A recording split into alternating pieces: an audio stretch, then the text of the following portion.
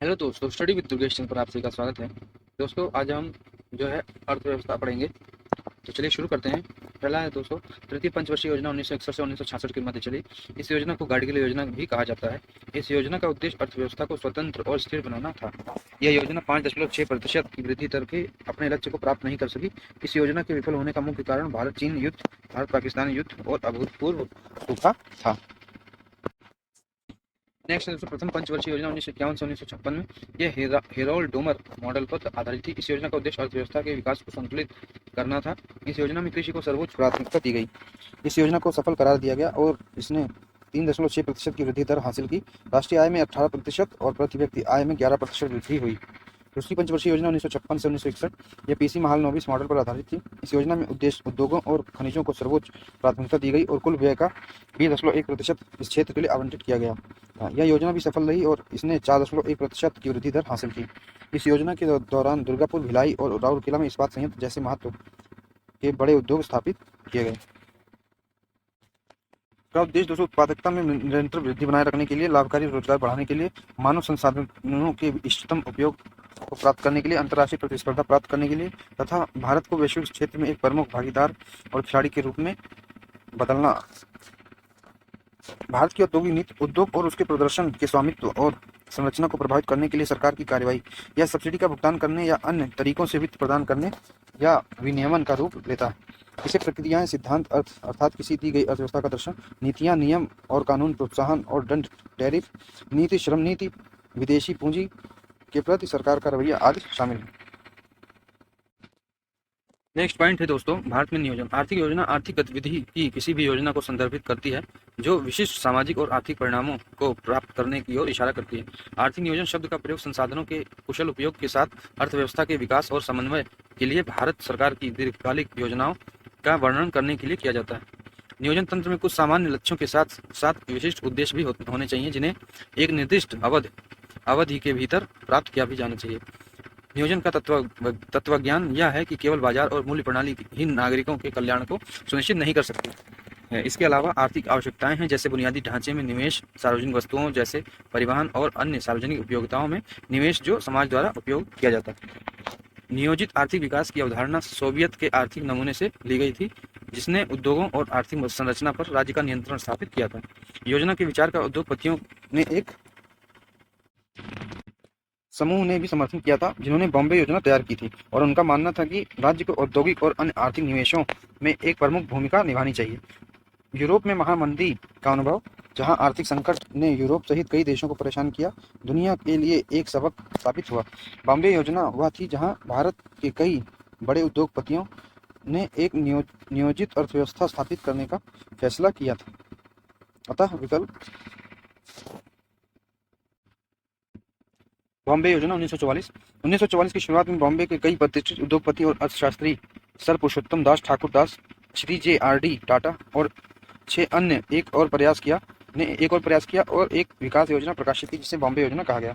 इसका मुख्य उद्देश्य लोगों की सोच को प्रोत्साहित करना और उन सिद्धांतों को निर्धारित करना था जिनके आधार पर एक राष्ट्रीय योजना तैयार और क्रियान्वित की जा सकती थी। योजनाकारों ने देखा कि इसमें निर्धारित योजना ना तो पूरी योजना है और ना ही राष्ट्रीय योजना समिति की तरह व्यापक है। योजना का केंद्रीय उद्देश्य राष्ट्रीय आय को इस स्तर तक बढ़ाना था कि प्रत्येक व्यक्ति की न्यूनतम आवश्यकताओं को पूरा करने के बाद हमारे पास जीवन के आनंद और सांस्कृतिक गतिविधियों के लिए पर्याप्त संसाधन रह जाएं। इस प्रकार इसका उद्देश्य 15 वर्षों की अवधि में देश में प्रत्येक व्यक्ति की आय को दोगुना करना था। प्रथम पंचवर्षीय योजना। भारत में प्रथम पंचवर्षीय योजना 1951 से 1956 तक थी। यह योजना हेरो डोमर मॉडल पर आधारित थी। इस योजना का मुख्य फोकस प्राथमिक क्षेत्र को विकसित करना था। देश के कृषि विकास को प्राथमिकता दी गई। प्रथम पंचवर्षीय योजना को जवाहरलाल नेहरू द्वारा संसद के समक्ष प्रस्तुत किया गया था। अर्थशास्त्री के एन राज को इस योजना के वास्तुकार के रूप में जाना जाता है। यह सरकार के लिए अर्ध सफल योजना रही। द्वितीय पंचवर्षीय योजना 1956 से 1961 तक महालनोबिस मॉडल पर आधारित देश के औद्योगिक विकास को प्राथमिकता दी। इस योजना के दौरान भारत के दुर्गापुर, पश्चिम बंगाल, भिलाई, छत्तीसगढ़, राउरकेला ओडिशा इस्पात संयंत्रों की शुरुआत हुई। चतुर्थ पंचवर्षीय योजना 1969 से 1974 तक। इस योजना के दो मुख्य उद्देश्य थे, स्थिरता के साथ विकास और आत्मनिर्भरता की प्रगतिशील उपलब्धि। 1971 का भारत पाक युद्ध इसी पंचवर्षीय योजना के दौरान हुआ। इस योजना के दौरान ऑपरेशन फ्लड की शुरुआत की गई थी। यानी कि ये क्वेश्चन बन सकता है ऑपरेशन फ्लड कब शुरू किया गया, तो आप बता सकते हैं चौथी पंचवर्षीय योजना के कार्यकाल में। पांचवी पंचवर्षीय योजना 1974 से 1979 तक कृषि उद्योग और खानों को प्राथमिकता दी गई। इस योजना का प्रारूप डीपी धर द्वारा तैयार और लॉन्च किया गया था। इस योजना के दौरान 20 सूत्रीय कार्यक्रम का शुभारंभ किया गया। छठवीं पंचवर्षीय योजना दोस्तों 1980 से 1985 तक, उद्देश्य गरीबी उन्मूलन और तकनीकी आत्मनिर्भरता। नाबार्ड की स्थापना 1982 में की गई थी छठवीं पंचवर्षीय योजना के तहत। आठवीं पंचवर्षीय योजना 1992 से 1997 तक, मानव संसाधन मानव मॉडल के विकास को प्राथमिकता दी गई।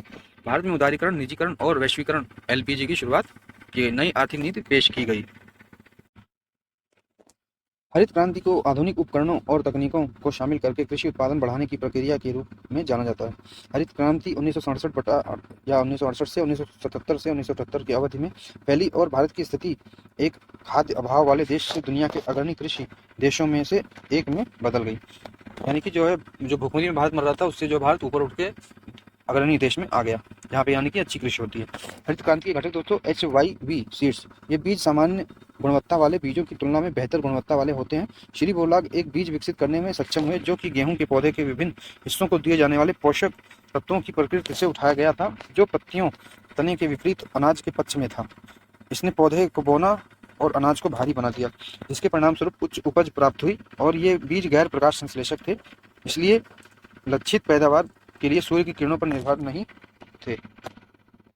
रासायनिक उर्वरक HYV बीज में आवश्यक पोषक तत्वों के स्तर की आपूर्ति पारंपरिक खाद के साथ नहीं की जा सकती, इसलिए एक उच्च सांद्रता वाले उर्वरक की आवश्यकता थी जो केवल लक्षित बीज को दिया जा सकता था। विकल्प रासायनिक उर्वरकों यूरिया, फास्फेट, पोटाश का उपयोग था। सिंचाई, फसलों की नियंत्रित विकास और उर्वरकों के पर्याप्त प्रसार के लिए पानी की आपूर्ति के नियंत्रित साधन की आवश्यकता थी। रासायनिक शाकनाशक और खरपतवार नाशक, कीड़ों और खरपतवार द्वारा खेती में इस्तेमाल किए जाने वाले उर्वरकों के महंगे आदानों को रोकने के लिए HYV बीज की बुवाई करते समय शाक और खरपतवार नाशी का उपयोग किया गया था। क्रेडिट, भंडारण और विपणन, सभी गौण आधारित संरचना का विकास विश्व बैंक से आने वाले नरम ऋण के साथ किया गया। तो दोस्तों ये रहा हमारा वीडियो कैसा लगा जरूर बताएं। वीडियो को लाइक करें, चैनल को सब्सक्राइब करें, कमेंट करें, शेयर करें। जय हिंद, जय भारत, धन्यवाद।